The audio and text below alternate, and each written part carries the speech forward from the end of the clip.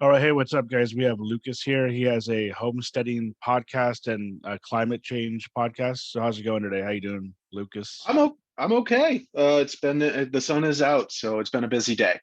How are you, Yeah, Micah? I'm good. So, can you tell us a little bit about yourself first? Sure. My name's Lucas. Originally from upstate New York. I've kind of done it all, from getting a culinary degree to working in offices. Before I sort of checked out on what most would consider normal life, and bought a property with my wife in Vermont just over 4 years ago, and have been very enthusiastically growing and homesteading, and really self-sustainability as a focus. And in the last, gosh, now 2 months, my friend Eric, a fellow homesteader, and longtime friend Lily have put out a podcast called Broken Shovel. Okay, cool. Yeah, so I'm interested in both, and I don't know too much about like homesteading, but so Sure. basically, you're just completely living. That just pretty much means you're living off the grid, completely self-sustaining, right? Not completely, a responsible person, and I like to think of myself as one, grows each year towards sustainability. And every year we do gain sustainability. We do still take trips to the grocery store, but there is a massive garden. Some would call, and I just call it a massive garden because it's just the two of us, where we eat from during the growing seasons here in Vermont, and then store as much as we can for the winter months. I source my beef from my neighbor across the road. Chicken is from a local farm. So we are sustainable within our community, is how I would put it. Okay, cool. And is it any way similar to like I always forget the name of this, but kind of like bunkering down, like the people who are like kind of like Oh, afraid of the preppers. yeah, prepper, exactly. Yeah. No, on the spectrum of hippie who doesn't want to get involved in capitalism as a system that's failing, to prepper, I'm somewhere in the middle. I I could probably do better than most people under these circumstances, but I've always found a prepper to be someone who is more engaged in making sure other people don't have their resources, where as a homesteader you engage in community for sustainability. So I work with my neighbors, and I work with, I live in a town of less than 700 people. So it's really easy to kind of get to know a lot of people. And while I am prepared for a problem to happen, I believe in our supply chain. I don't stockpile ammo, and I certainly don't fend my resources against other people. Yeah. So preppers do that. Like they kind of like try to hoard all Well, those stuff. They those don't want to ones share it. those ones you see on TV, I think, yes, I think that's sort of that image that's been given to us in media. Um, I, I believe you can be prepared without being unreasonable, and not needing to feel like you need to defend your resources from your neighbors. Yeah. Like I said, on a scale of hippie to prepper, I'm somewhere in the middle. Yeah. It's for them, it's kind of like an us versus them type thing, kind of like a Walking Dead type, like thing, right? Like it's like Well, yeah, I whereas have with gotten you, that it's more the impression. same. And well, and here's the thing, Micah. So, I grew up in upstate New York in a semi-rural, semi-suburban environment, and then had the ability to sort of move around the country, living in places like Baltimore, and then ultimately, ending up in Portland, Oregon, and then ultimately, before moving here, to the Bay Area of California. And while I was in the Bay Area of California, that's where my wife is from. So we moved there to be closer to her family. Um, while we were there, I felt that feeling, that sort of like, I need to protect myself from all of these other people. There are too many people, and they're going to take the things I have. And I felt that feeling all the time. I don't feel that feeling, staring out at nothing on my 11 acres in the middle of nowhere. I see a bear come across the back, the back 3 acres, and I go, okay, that's less berries for me this year, but way to go, bear. you know? Yeah. Yeah, like I've never really looked at it though, the way that, I know understandably a lot of people do, whereas like, I got to protect my stuff. Part of it's because I don't really have too much, you know what I mean? It's like, Right. but it's like I totally agree with you in terms of the capitalism thing. It's so hard to, I live in Southern California and it's extremely difficult just to survive out here on like a normal paying job. I don't know how everyone does it. Absolutely. You know what I mean? Yeah. It's like you have to make I at least $100,000 struggled. a year.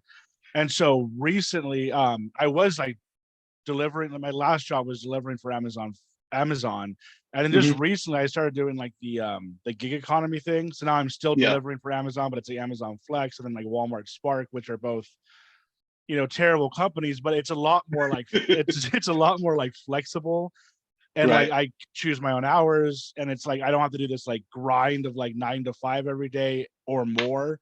It's Right. also hasn't been as much money. But yeah, so in terms of the political, I guess in terms of just like maybe political collapse type thing, you kind of mentioned you seeing that coming. How do you potentially see that coming? Like in what way? Oh, as far as collapse, all any of us can do is guess. There's so many options on the table right now. We're a country that's recently seen some very interesting political upheaval that seems to be resurfacing. There is obviously pandemic related issues. We saw them in black and white, supply chain issues, being able to get products to people who expect them to be there because they've always been there. And now that the world is changing and you can't get workers into a small space because it puts their health at risk during something like a pandemic, it's out here, and I'll give you an example. Out here, you sort of learn to live with that. Being in Southern California, you're very close to a port city. A port city for me is quite far away. uh, so there has been times when we needed something, whether it was for to have guests over or something like that. We needed to go to the grocery store to get more bacon. My wife would come home and say they didn't have bacon. Now, just imagine going to your grocery store where there are 10 to 20 different choices of bacon, and now there's none. And I'm talking turkey bacon, soy bacon, all of the stuff, bacon, right? They call it. It was empty because we are at the end of the supply chain. And this was May of this year. No major disasters, right? Like, just didn't have bacon. Yeah. So I see, if we are looking at societal collapse, it is going to be because of the supply chain. And it's all well and good to stockpile weapons and stockpile canned goods and have those things and those skills. But if you don't have seeds, if you don't know how to plant them, if you don't know how to grow them, nurture them, harvest them, and preserve them, you can prep all you want. You're going to be coming to my home asking for a zucchini. you know so it's just societal collapse, I believe, and some of my co-hosts have different beliefs, but I believe it's going to come from the collapse of the supply chain and the being too used to having all of these options of backup options and everything else. Yeah, and I think that part of the problem is in terms of the supply chain. Um, I feel like we kind of like didn't really know what was going on with inflation. Like I feel like I never really got like a good answer. I mean, I'm sure it's out there, but it's like in terms of why is inflation happening? And I've heard so many different things. Like it's COVID. It's the war in Ukraine. It's the supply chain from COVID. Do you know? I mean, do you know the answer to that? I guess like, why is the inflation so bad? Or Well, I'm it not seems an like they don't really econ. give us like enough information on the day to day of like this is why this is happening. You know what I mean? Like it's just Yeah, everything suddenly just almost like doubled in price. You know, even at fast food restaurants, it's like $50 to $20 now. It's like, I'm not an economist. You know, obviously I have access to the same information that you do. Um, you know, and there's a lot around greedflation and companies like Home Depot, who had supply chain issues with lumber specifically, and those prices went through the roof. Those prices have not gone down, and certainly not to pre-pandemic levels if they have gone down at all. Um, outside of that, and being able to actually have that information, as we talk about like really not having that information, and this is leaning towards the hippie side of me, but they are never going to give you the information that you need to overthrow them. So, yeah, it becomes, and I love that I sound like the crazy one, because I am the crazy one on our show, I think sometimes, but they're never going to be like, oh, it's because we made all these backdoor deals and now oil is more expensive because we didn't include the folks from Saudi Arabia. yeah, Sorry. yeah. Well, I mean, that makes sense that like they don't want to tell us everything because of that. They don't want us to overthrow them, or they just don't really feel like it's necessary for us to know or whatever.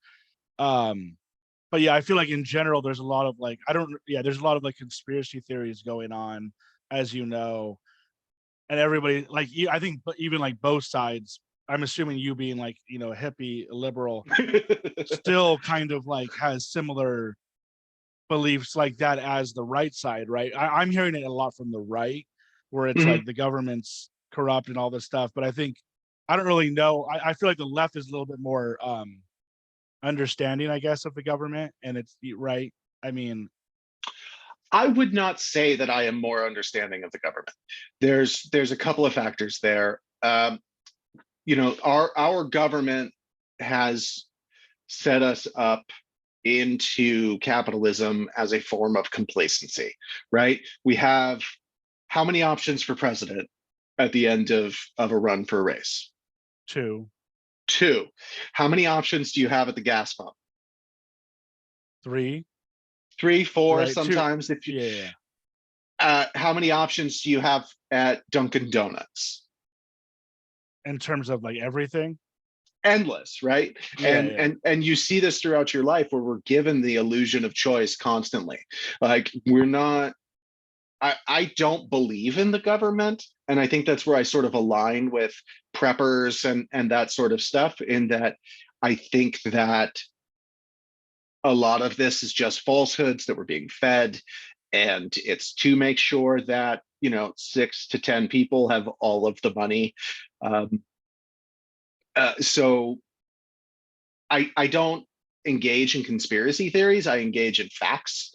yeah, And if we're being given the illusion of choice in our day-to-day life, we're not choosing anything. We're being told that Joe Biden and Donald Trump are our only options right now. Yet no one has said we do have the option to overthrow the government.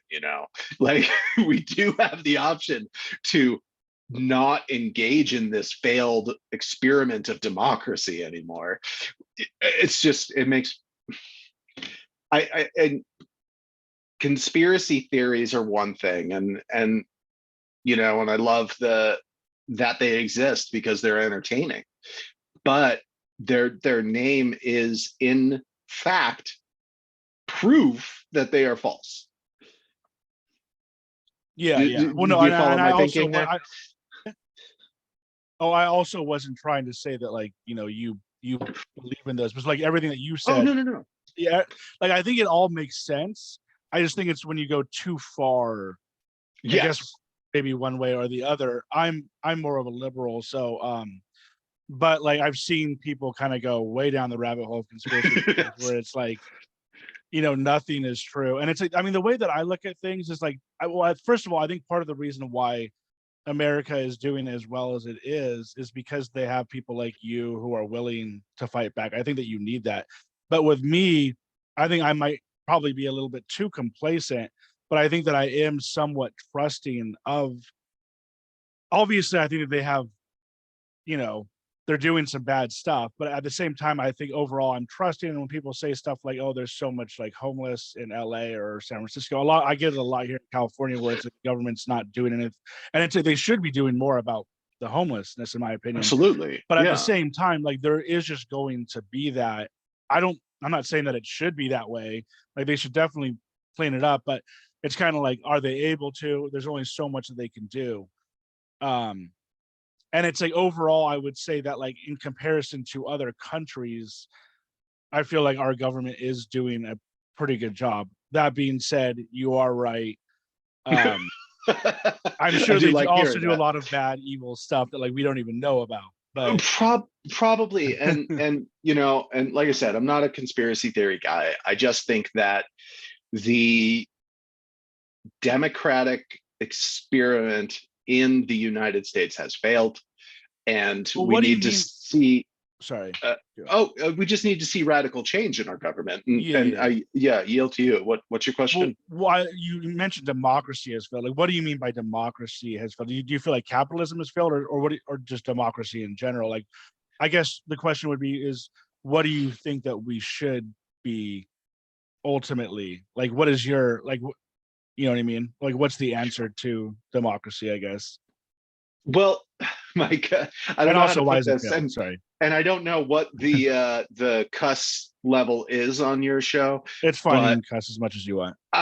if you have a deformed beast with three eyes that has emerged from a lake filled with nuclear waste, and that deformed beast sets eyes upon a fucking hideous five-legged creature that has crawled out from the Nevada desert because of nuclear waste. These two beasts being democracy and capitalism, and they get into bed together, nothing good is going to come out of that. If you take two manipulated systems and put them in bed together, nothing good is going to come of that. Democracy isn't what our founding fathers intended it to be, based, on very basic uh, Greek forms of democracy. And capitalism is, by definition, a system of oppression. So you put these two in bed together and they start squeezing into each other, it's going to produce a hideous beast. So you can't have failure of one without the other. You got Yeah, me? You well, get me? yeah. No, overall I agree with you. But for one, I feel like whenever I hear the term democracy, like democracy is failing or whatever, it's like I don't even fully understand what that is. I mean, isn't democracy like essentially like we all kind of vote and we all kind of like try to get our way in a sense? Isn't that what democracy means? And I know that you're saying that they're doing it wrong, and I see what you're saying. But is that what do you mean exactly by democracy in America? I guess like Uh, Without citing memes. um, so democracy in this country isn't isn't what I see in rural I hate that word, rural Vermont. So democracy, as it was taught to me in elementary, junior, and high school, was that we had a direct voice, a direct line of communication with our representatives. We would not only vote for those representatives that matched our interests, but we would also be able to communicate with them. And I don't know the last time you emailed a senator, congressman, or even a local government official. But here in Vermont, I can talk to my select board, I can talk to my town clerk within minutes and discuss things that are going on in a democratic forum in my town. And then, and when we have, and not many people are familiar with this, every year, every single town in Vermont has a town meeting day. And the entire town comes together. We vote on several things, like, do we want to pay the cops to be here? No, we don't. No cops. And we also have our state representatives present to be spoken to. And No when you cops. live, oh yeah, we voted against cops. Wow. Okay. Yeah, I just had to ask you about that one. Essentially, the police force, we have a state police in Vermont, and they're wonderful. They help a lot of people, and they keep bears off the interstate. But as far as sheriffs and town police go, pretty much it's rent a cops. You make a contract with the sheriff, and you might make a contract with a sheriff in your town in Southern California, but no one has told you that because someone else is voting on your behalf. And that's something, I encourage people to look into. Like, we had these old timers, like the real grizzled red hats, standing up in the back of the town meeting asking, what has the sheriff ever done for you? And everybody went, yeah, nothing. Yeah, I don't want to pay him. And we voted, and we didn't pay for the goddamn cops. Yeah. So, Well, it's and funny everybody because it's just, like I live here in Southern California, and it's like when you ask that question, what is the? I mean, don't get me wrong. I'm not saying that I wouldn't want cops, but what is the cops done for you? And it's like they really. I mean, I don't think they've really done much for me besides, like, pull me over for speeding or whatever. And this was like I haven't got pulled over for speeding in a while, surprisingly. But yeah, it's like, you know what I mean? Like, it seems like all they've really done now that I think about it is kind of just like pull me over for speeding. You know what I mean? mhm, It's like, right. um, And thinking about community involvement and things like that. And then this is the best part. Here in Orange County, Vermont, I have no problem throwing these guys under the bus. We found out after not voting for them because they didn't do anything, that they had been stealing all of the money that had been coming in. And this is something we're seeing in, like, Chicago, where they're writing fake tickets just to make sure they're meeting their quotas and they get their bonuses. Here, there was people that haven't worked for the department for 4 or 5 years, and their cell phones were still being paid for. Their vehicle was owned by the sheriff's department, and they were just driving around a sheriff's vehicle with the logo and everything. Like, just absolutely bananas wasteland out here. And when you start seeing that level of corruption versus the level of involvement in your immediate area, it becomes very clear what decisions you have to make. And it's, for me anyway, it's easy to look at my very, very, very small slice of life and expand it out and look at the state and then look at the country and say, you know what? I don't think we're trying hard enough. I think what we're doing right now is not trying hard enough to take care of the people in our town. Like, yeah, can you ask yourself, like, what has what has your state senator or congressional representative done for you lately? Like, yeah, have you ever met them? not much at all. But I think that part of the problem is where I live. I just kind of like assume it. There's so many people that it's hard to get like a direct one-on-one line with. I mean, there should be somebody, like I don't know if there is or not, but whereas where you live, it sounds like you guys have like a lot more say in Yeah, exactly I what don't. you want. I don't have a solution for you in Southern California other than being very, very persistent and forming a group and saying, you need to listen to us. There's a lot of us, but you know, uh, Yeah. And there are ways to do it out here. I know, like if you go way out in like the desert, you can like out in, I don't know, you probably have heard of Joshua Tree, like way out in of Joshua course, yeah. Tree. I heard you can get like some sort of self-sustaining thing. But yeah, it's very hard I think that if you live in a busy area. Um I yeah. disagree, Micah. Like, if one of the first steps in in a community that is large is to find ways to make it small. Community gardens, general meetups, and just community meetings. I have 700 people in my whole town. You probably have 700 people on your block, if not more. Yeah. And if you were to able to organize with somebody in that town and start a community garden, and all you do is like tomatoes and peppers and onions, you're still going to be there weeding when someone you've never met comes in.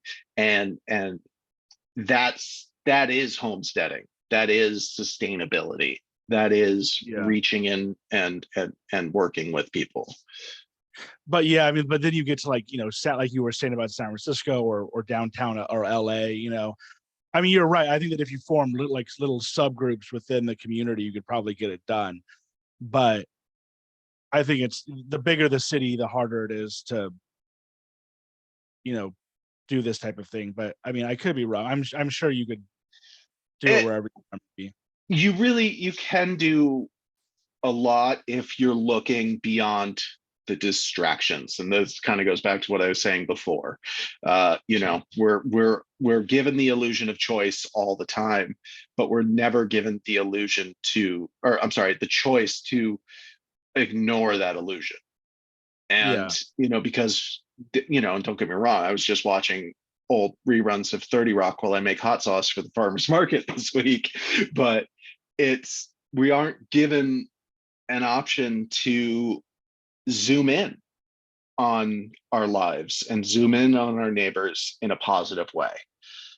We're gosh, I love what a crazy hippie I sound like as soon as I get intense about it. Oh no, it's fine because I mean I mostly agree with you, but I had like two more questions on this, and then I kind of want to Sure, get sure. climate change because that's where I have actually the most questions. But Yeah, so in I went terms of full rant on you. oh no, it's fine.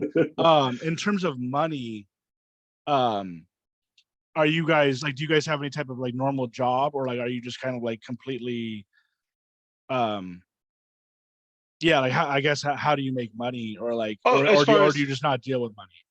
as far as my wife and I go, of course, yeah. Yeah. So, we still live in modern society and we have to pay taxes and, we have to do things like that. And we are growing, and I mentioned earlier, every year we grow a little further toward self-sustainability. My wife works in childcare, private childcare, and pays most of the bills.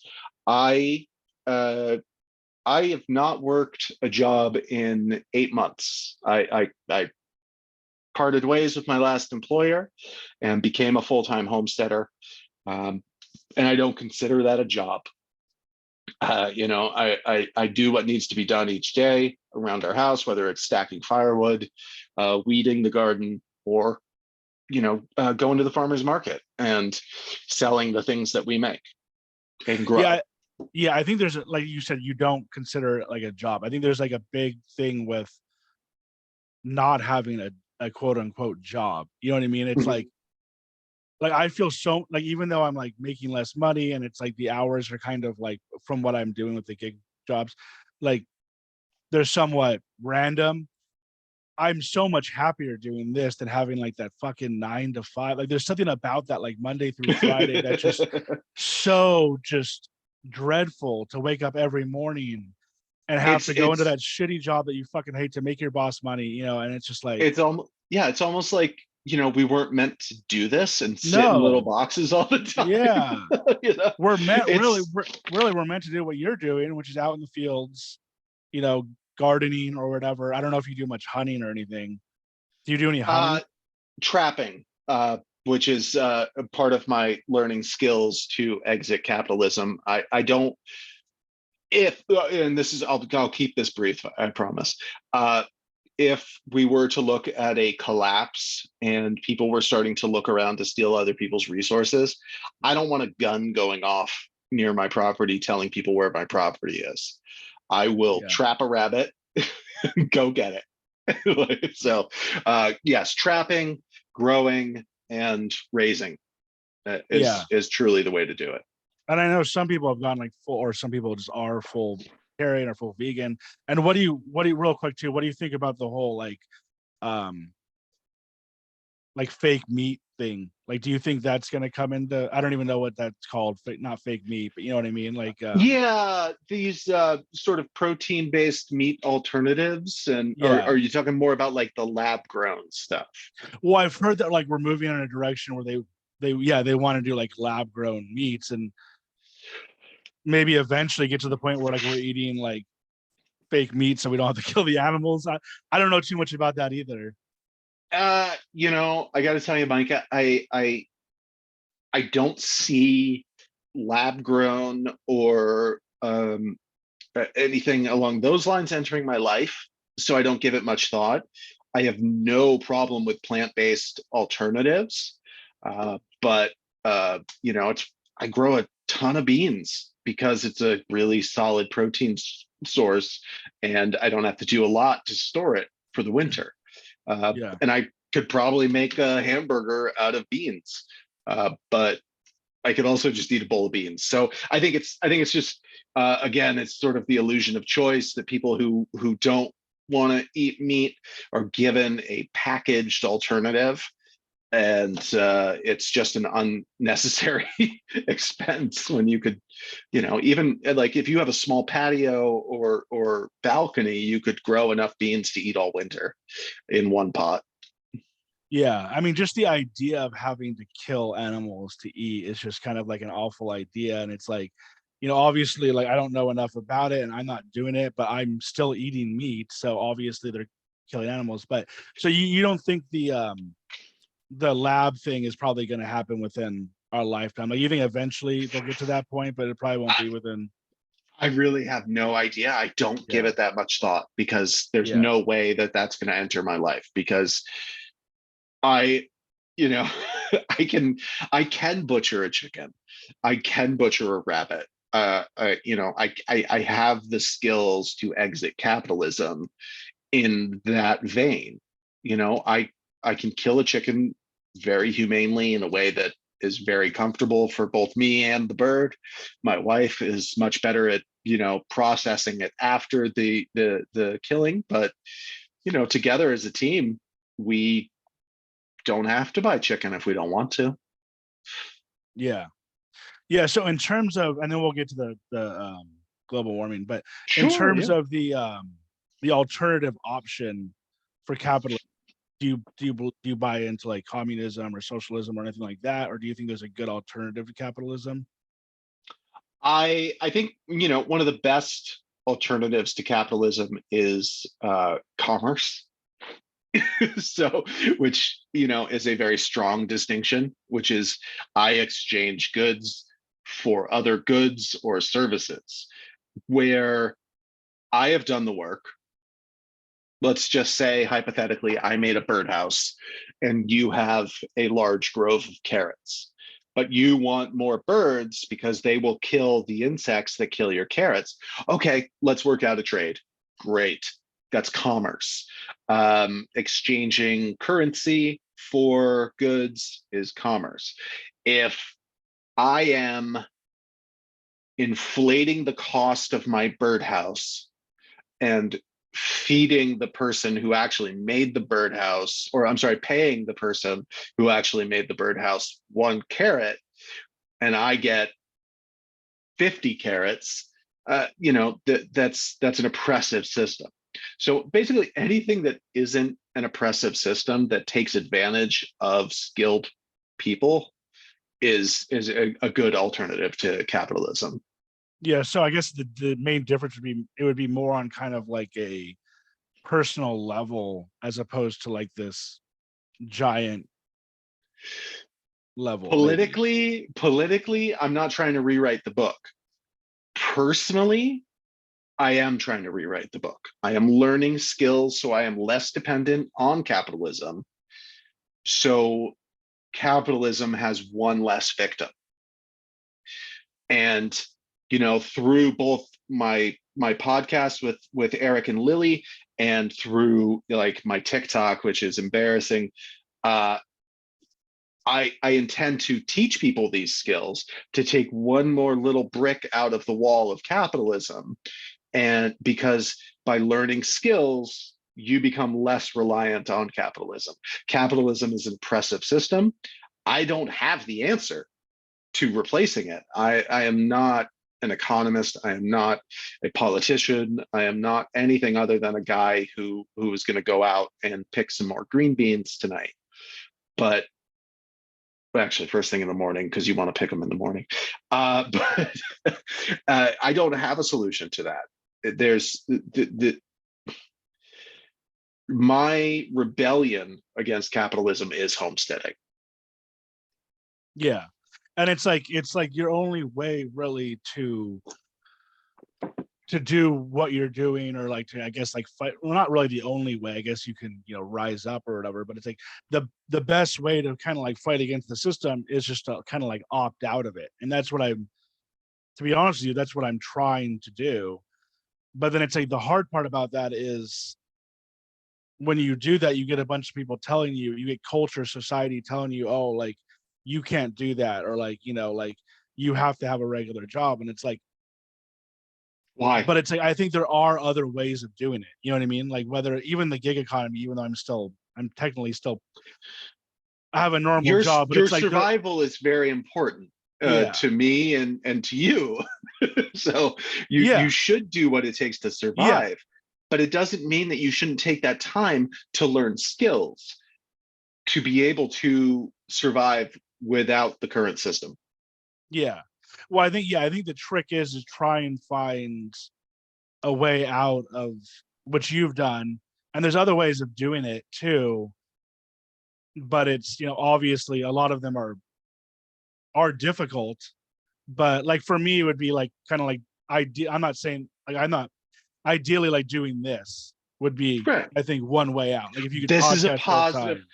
This is a positive thing. If you were teaching people how to do something, if you Yeah. were teaching somebody about something, you are doing so much good right now.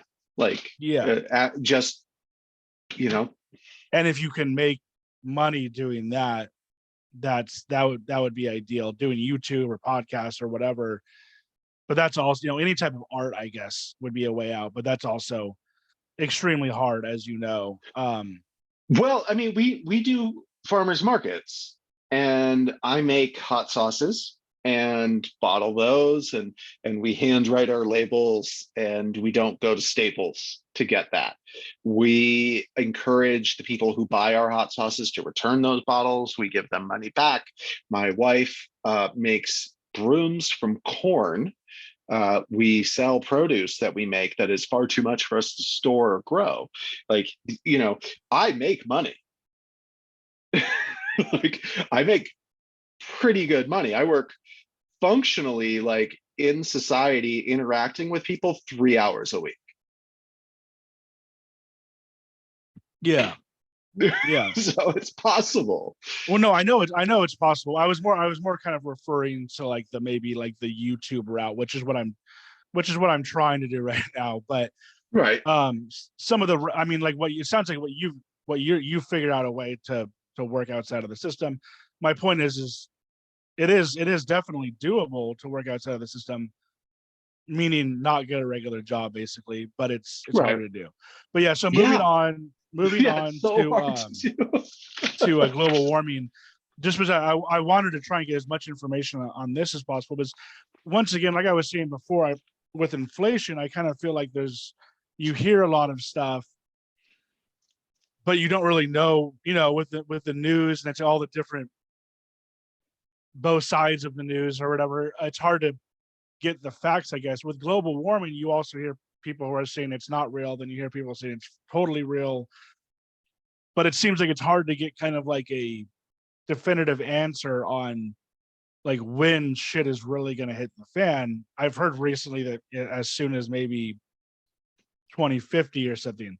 But so, well, you can even say already it's hitting the fans, like with fires. Like there was like a fire literally like very close to my house. But in terms of like really being bad, like I guess when do you think it's going to get really bad? What's your outlook on the future in terms of global warming? Not good, buddy. Um, so, first of all, in reference to what you're saying about 2050, 2050 is where they are expecting sea levels to have risen 1 foot. Um, that's not as innocent as it sounds. When you think about what 1 foot is, um, if you're at a 10 foot by 10 foot square room, that's 100 square feet, and you're 6 feet tall, and the water level increases 1 foot in that room, that's not just like a slightly bigger like wave. That's 1 foot up now, literally 12 inches over your head. And this is going to happen, globally. I'm not sure how much, because again, the algorithm is sort of fed to us, but Juneau, Alaska. Have you seen what's happened in the last few days in Alaska, where Not really. Maybe no. a glacial lake was uh, melting so a glacier was melting into a glacial lake, which is normal, but the glacier was melting at such a rate that the glacial lake overflowed, and now there's homes just being washed down a river. I live in Vermont, and the news feed here, the news here has been these catastrophic rainstorms that have come through. I experienced it in my own home, 3 feet of water in my basement when I've never had a flood. Never. And I am at the top of a hill at 2,000 feet above sea level. My friends and neighbors at lower elevations, they lost a lot, and farms are wiped out. uh you know it, Canada just had its warmest July on record. Like there's there is people who say things don't exist, and then there's actual visible facts and peer-reviewed science. And the peer-reviewed science for July is coming to and breathing into life, and people are seeing how far above normal, quote unquote normal. I don't know if this is a video podcast too, but I'm doing air quotes. But Yeah. Australia has had its coolest July on record with an average temperature of 56.6 Fahrenheit. It's summer in Australia in the southern hemisphere. This shit it's right in front of your face, and anybody who tells you that it isn't real is either misinformed or misinforming you for profit. Or they just don't want to believe in it. They kind of would rather just be like, oh well, it's like ignorance is bliss type thing, where it's like, oh, it's How can you be ignorant at this point, though? How I can you know, I not? agree. But yeah. Like, look at Hawaii.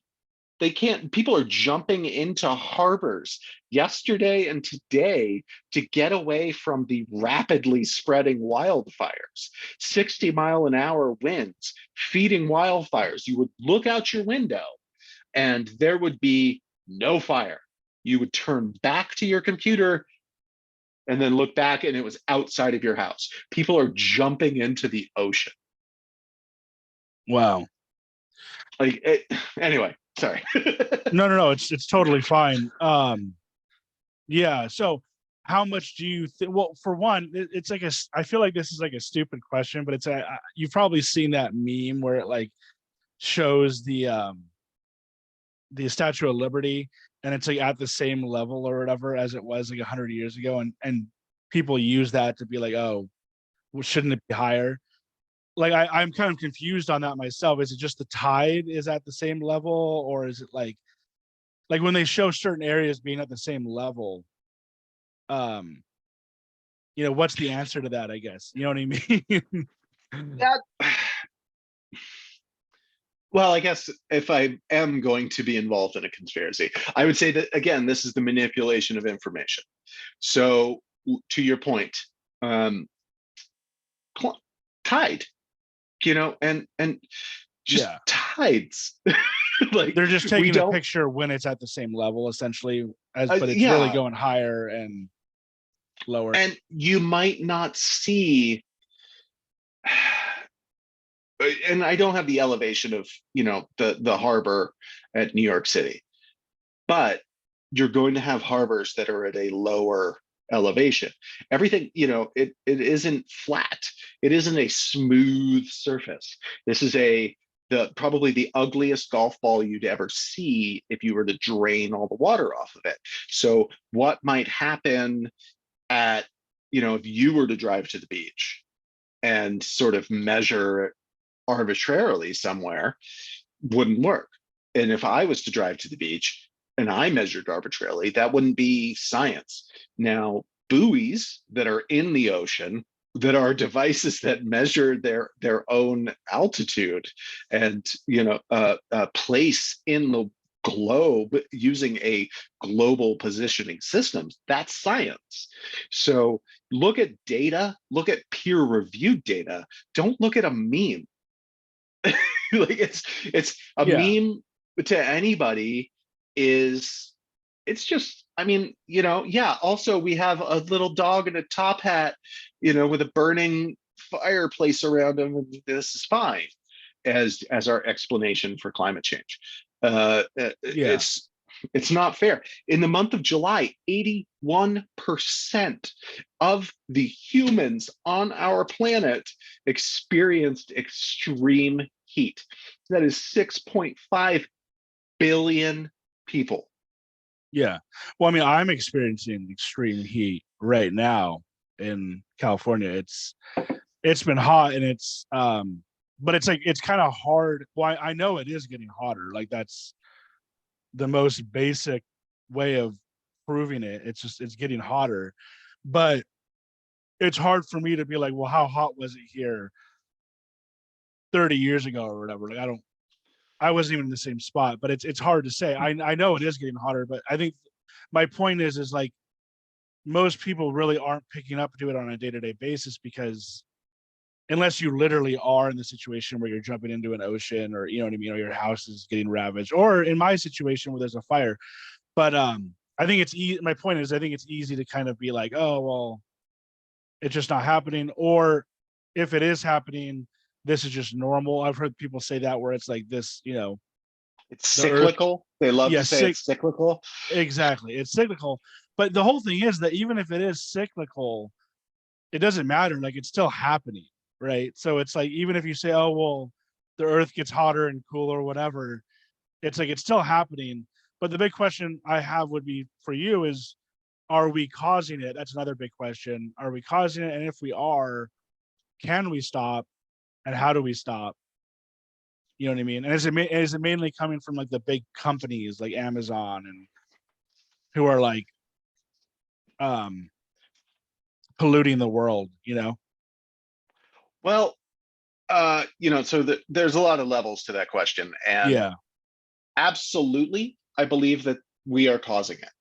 I do not think, and just really quick off of the last thing you said, I don't believe that temperature is definitely the best metric for this.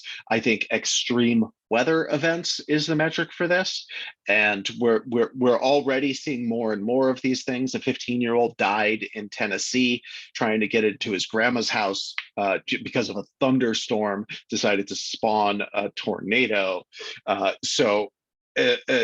These heat is very easy to recognize, but mass death from weather events, that's coming.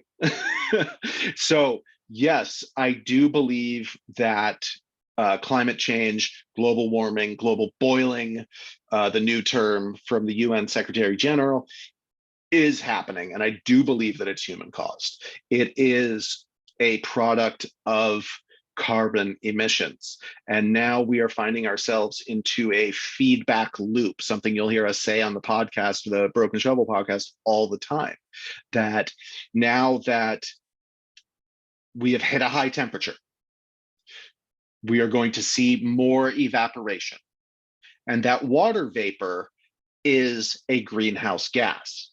Now, that greenhouse gas is holding temperature down, which in turn creates a positive feedback loop where it occurs again and again and again. So fortunately, this year, 2023, we aren't seeing a lot of hurricanes early on because the whole jet stream is bananas because of El Nino. But that feedback loop, that constant warm water, warm air, warm water, warm air, just constantly going in a, oh gosh, I know the actual term for that. I remember learning it in junior high. Doesn't matter. Coriolis effect. That Coriolis effect is a positive feedback loop, which, and positive doesn't mean that it's good. Positive means that it doesn't have anything to stop it. Yeah. So in like an ideal world, which was, I know we're not, I don't think we're doing too much about it, but what would you say we should do to prevent it from happening?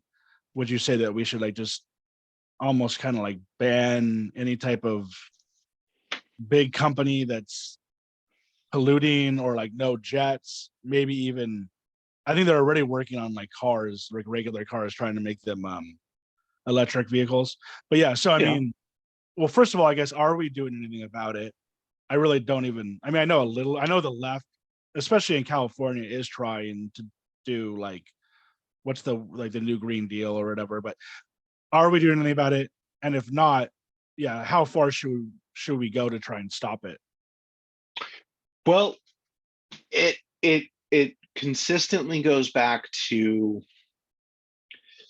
for me, and this is my personal philosophy. This is not necessarily representative of the podcast, but it goes back to reducing your dependency on the current system.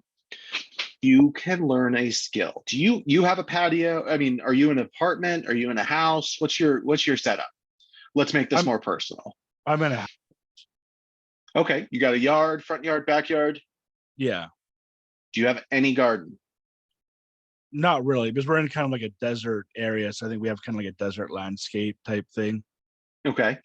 The first thing I would recommend to you is container gardening. Go to Home Depot and get yourself some buckets. Go to the landfill, get yourself some buckets, even better.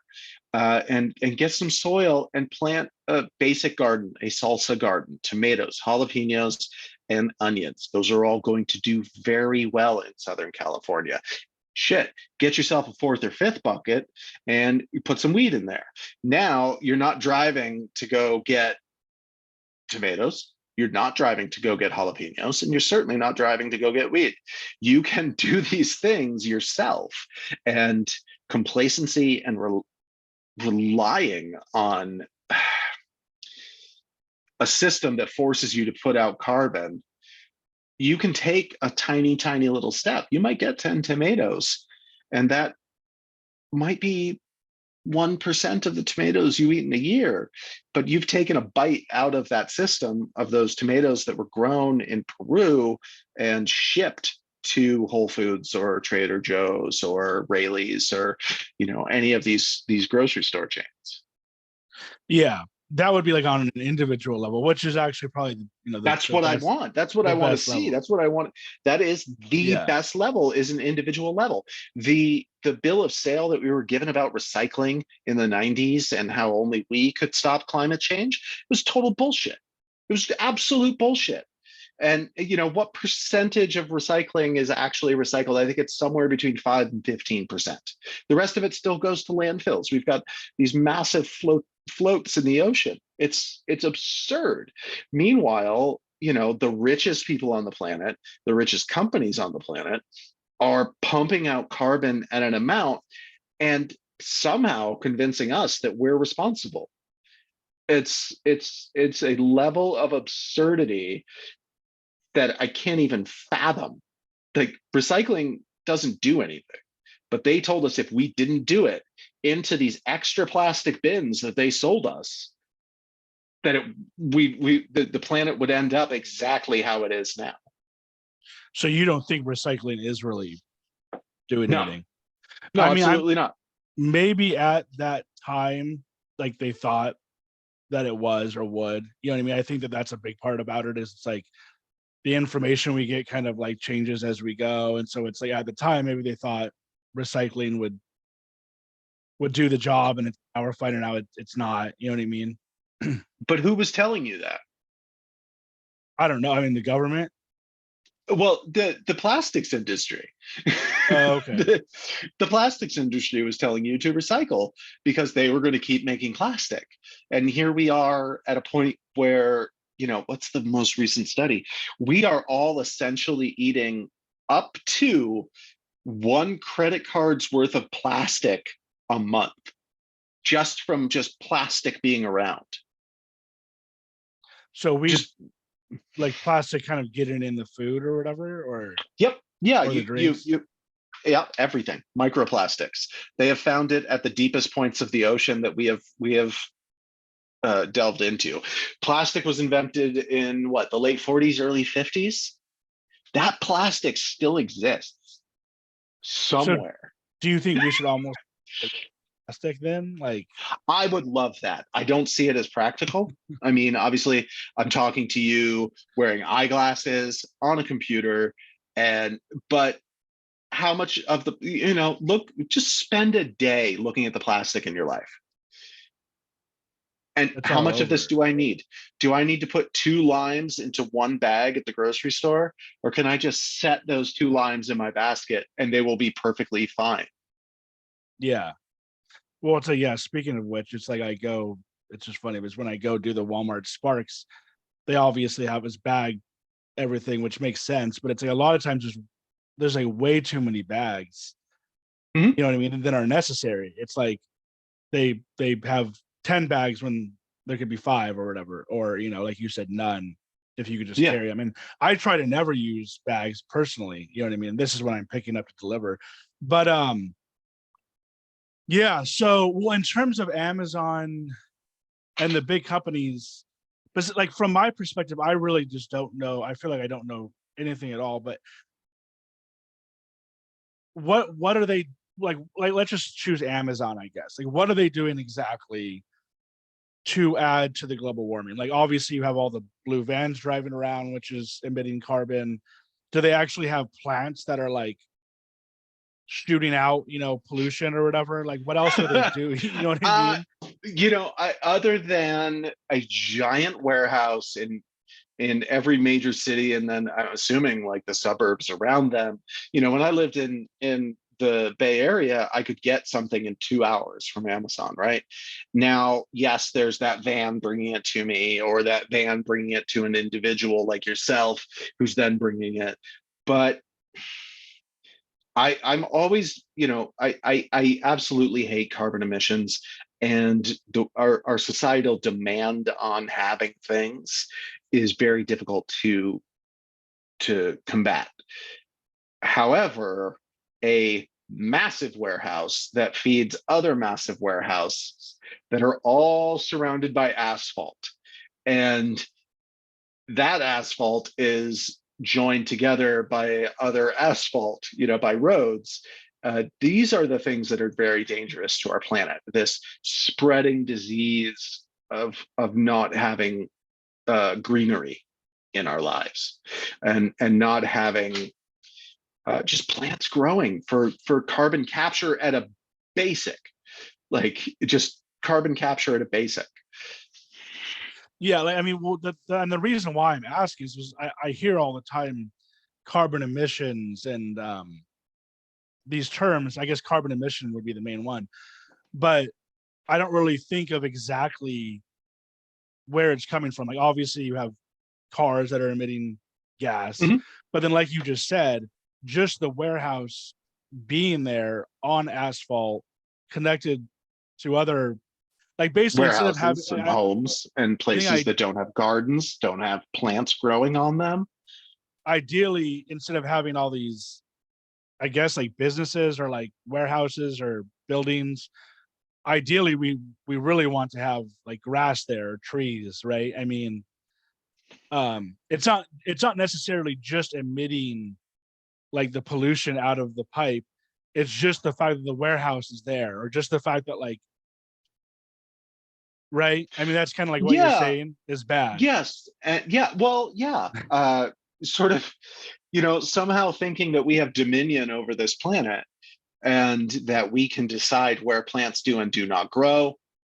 You know, look, I can be. It's very easy for me to be on a high horse Yeah. because it's Anyone 2 miles for me really. to even. It's 2 miles for me to even look at a paved road, and then from there, it's a whole different game.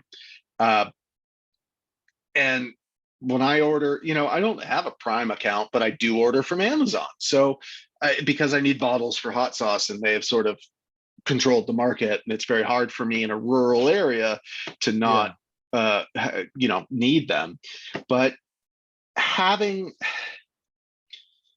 let's see, housing developments that never have anybody move into them, having these entire city states that are that have 10 less than 10% of them as park or greenery.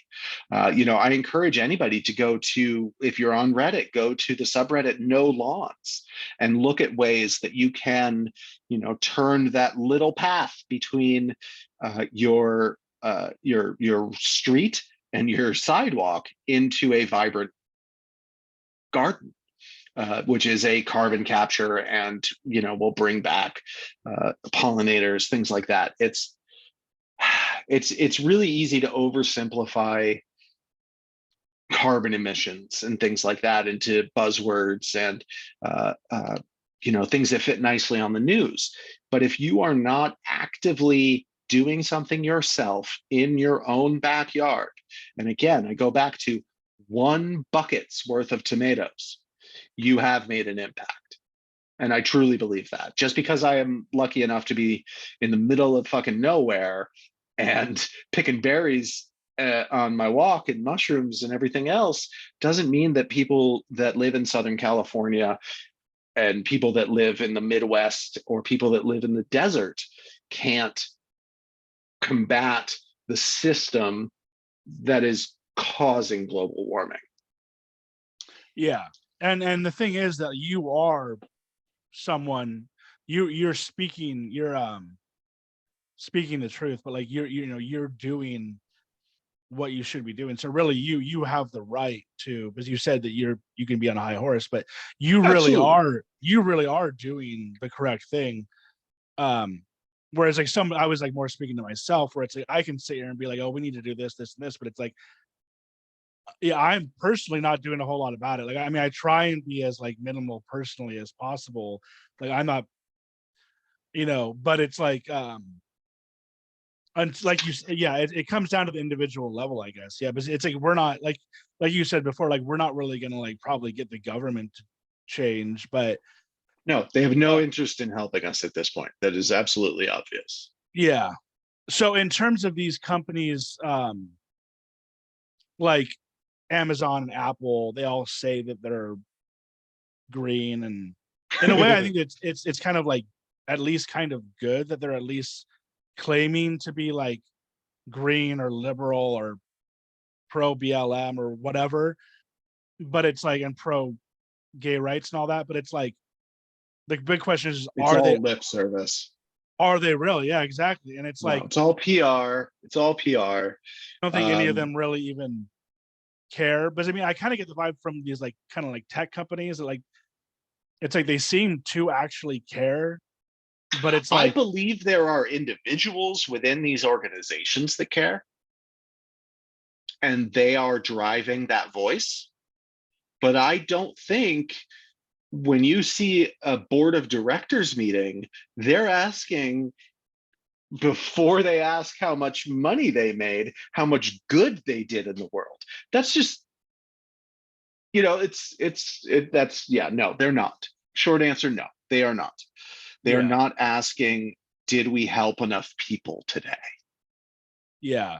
And well, it's sad too, because I'm assuming you probably know about like the whole Congo situation where it's like Apple and all these smartphone companies are getting their lithium from the Congo, where they're having like child slaves and all this crazy shit out there.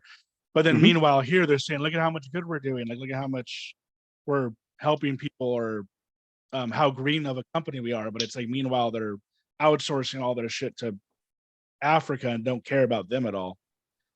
Well, and because I don't want to get onto another lecture, I would Yeah. encourage anybody that's listening to Google, put two words next to each other in a Google search, and just type in Nestle slavery and see how you feel about your purchases Yeah. from there. Is that happening here, or is that happening out? Are they like outsourcing? Otherwise, it's been going on for 60 years. And that's just with Nestle chocolate, right? It's like, Right. Yeah. And yeah. that's okay. And if you don't think that, and I saw you were drinking bottled water, and I don't want to pick on bottled water, but who made that bottled water? Like if you, I mean, what's the Oh, you brand? mean what's the brand? It says like, looks like it says Refresh. You Okay. probably can't see it, So, but yeah. no, I can't. You're all blurred. Yeah, Uh, Refresh, I think. Purified drinking water. but a Dasani, I think it's Dasani, is owned Oh yeah, by doesn't Nestle. Nestle make these too? Yeah. So your Yeah. bottled water, your just just do it. Just Google it. I'm not. I've spent enough time Yeah. lecturing today. So really, I can probably start there. Like I actually think that I'm like smart by having bottled water, but I'm like, well, at least I'm drinking a lot of water. But really, I shouldn't even be buying bottled water. I should probably get like a cup and just use tap water or whatever, right? Mason jar. I mean, this one's filled with weed, but mason jars, you can use them to preserve your food, and when you're not using them to preserve your food, you can fill them with water. Yeah. Okay. They don't go So, and bad. that's the whole thing is I don't even think of like on a day to day basis of how bad. My mindset's not even there of how bad those are. But you were just saying how bad plastic is. But so It's an getting, uncomfortable place to be. yeah, but it's like the whole thing is I really can do something about it. It's just more convenient. But you know what I mean. But Yes. so lastly, in terms of going forward, like bringing it together with the homesteading thing and even maybe like a little bit of the prepper thing. Well, first of all, like, I mean, honestly, like, do you think it's a good idea to even like have kids at this point? Because I've thought about that. It's like if by 2050 shit's gonna hit the fan, like realistically, is it a good idea to have kids? And then also, I mean, do you think it's gonna eventually get to a point where like everyone kind of has to live or do something to kind of like um live off the grid or kind of like get away from it all, I guess? Is it going to be kind of like more of like maybe naturally it'll be more of kind of like self-sustaining type of thing because everyone's going to have to like move out of California and stuff, you know? I don't have a crystal ball on this. Mine and my wife's decision to not have children wasn't related to climate change immediately. It was much more personal. And, we don't regret that decision. We live in a community that will be able to, well beyond our useful years, live. In a very small town, people tend to look out for each other. I have friends who have kids. Eric, our co-host, is a single dad, and I don't think he'd trade it for the whole world. He also gets to get his kids to help him in the garden. So, and I can't get him to get his kids to come up and help me in mine. But uh, I don't have a magic answer on that. Your decision is your own. If you look toward the future and you think that, maybe, just maybe, your kid's the one that's gonna turn it around. Maybe. Okay, sure. Maybe you are such a good person, you're going to create the perfect person. But also maybe, don't feel that pressure to have a kid, because you in turn create less stress on the planet. And my reasons are my own, my wife's reasons are her own. and I wouldn't dare put my philosophy based on not having kids onto anyone else. As much as I expect that someone who had kids wouldn't uh, wouldn't put that on us. Unfortunately, that's not often the case. So they're always asking us why we don't have kids and that we should have kids. It's kind of a complicated thing, but because but um my girl, I don't even really want to get into it, but my girlfriend wants to have kids, and it's like I don't really, and I don't really want to like blame it all on the global warming thing, but like when you hear about this stuff happening, it's kind of like maybe it's not a good idea. Like, you know what I mean? Like, really? Well, Like, you know yeah, what I mean? But there's absolutely an argument for that. But if and to play devil's advocate on my own life choices, if you are facing extinction, then what do you do as an animal? Because that's what we are. oh, you try to actually produce more, really, kind of, right? Right. And that's sort of, you hear that constantly, especially out of the Christian right at this point, that, the more children you have, the more you build God's army, blah, blah, blah. But I don't necessarily believe that. I know that my goddaughter is learning from me every day, even though she's still in California, and she is gardening and she is learning skills from me. As I'm not a parent. I'm a friend of hers, and I don't think it's necessary to have children to be able to progress positively and to progress and share positive knowledge and skills. There is opportunity in all of our lives to share what we've learned, what we love, and what we love about other people with not only our peers, but our peers' children, our loved ones, and our loved ones' children. Yeah. So it's not mandatory. Yeah. I mean, yeah. Um, so yeah, but like, do you think, yeah, like I know you already said you don't have a crystal ball, but do you think eventually it will get to the point where everybody's gonna kind of have to live, you know, similar to you, maybe, or I think everybody's going to have to make adjustments. And for a lot of people, the majority of people, it's going to be extremely uncomfortable. and Um, this is pretty much within our lifetime soon, too, right? I mean, Here it's we within are, the next 30 years. 2023. I would say comfortably within my own judgment, within 17 to 25 years, people will be making adjustments to their lives that are extremely uncomfortable. Okay. Yeah, that's that, I mean, I think that kind of like makes things interesting, because it's kind of like messed up to say, but I think that it's kind of like there's a part of me that where you're like, this could kind of get excited, not in a good way, because I know it's not good, but like living like off the grid and kind of like going back to like living like how things were before. I think you can view it, I mean, you know what I mean, like you like it more living like that. Obviously there's going to be a lot of uncomfortability to do it, and there's going to be a lot of death and stuff like that, but it's like there's a part of me that's kind of like, oh well, maybe that's, I don't want to say a good thing, but it's like it'll be exciting, let's just say that. But then it's like there's also going to be a lot of death and a lot of it's going to A be lot of bad, basically. disease. Yeah. And that's why I really do encourage skill learning. You don't have to be a prepper to be able to identify edible greens. You don't have to be a prepper to know how to filter water for your children and your family and your neighbors.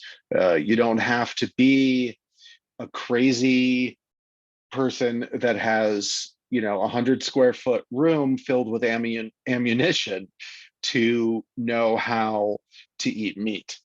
It's these things aren't mandatory. And by learning skills, not only are you chipping away at, creating good in the world, and taking lead out of it, essentially. I'm not anti-gun, but if you can't trap a rabbit, what makes you so good at shooting it? Like, just anyway. Yeah. I truly believe that if everybody takes a tiny little step toward believing that we're better and we're not actually meant to live in little boxes, that we should be laying in a field somewhere naked eating mangoes, it's again, it's the 40-year-old hip, well, I'm older than 40, but it's the hippie guy that really wants to see people stop thinking that this is the only way. Yeah. And yeah, it's kind of interesting because as like a human race, or as animals, essentially, we've really honestly done a good job in terms of like being the the at the top of the food chain or whatever, and like Yeah. kind of like getting ourselves into a situation where we're like really overly kind of comfortable, and food is easy to get and all that. But now we're getting to a point where it's like we're just like destroying ourselves and the planet. You know what I mean? It's like our goal is to like live as long as possible, but now we're like literally gotten to a point where we've overdone it. You know what I mean? Like we've overshot it. Yeah. No, we're yeah. No, it's an uncomfortable position to be in. And like I said, I guess we've been coming back to that as comfort, and realizing that we're in an uncomfortable situation right now, and it's going to get more uncomfortable is tough. It's very tough. Yeah. So lastly, I'll ask you, obviously about your podcast, and then also if there's any other music, movies, or movies, TV shows, podcasts, or even music, whatever you're into. It doesn't even really have to be about global warming or homesteading, but that are good to listen to like either that you listen to, or that are good to listen to learn more about what you're talking Oh, about. sure. Yeah, no, I'd be happy to.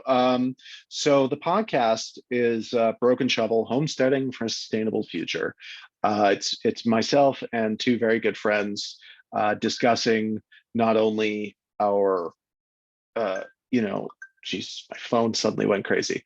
I was trying to pull up my recent musical downloads, but it's our podcast is about climate change. We zoom in on an issue locally, like flooding, which we recently experienced here in Vermont. And then we will zoom out and not only look at the global causes, but how this is also happening around the globe to other people. And it sounds very depressing, but it really is informative. It's three people learning and doing their absolute best to teach others how to sort of exit the system and garden and learn about what's actually going on around the planet. Does that make sense? Yeah.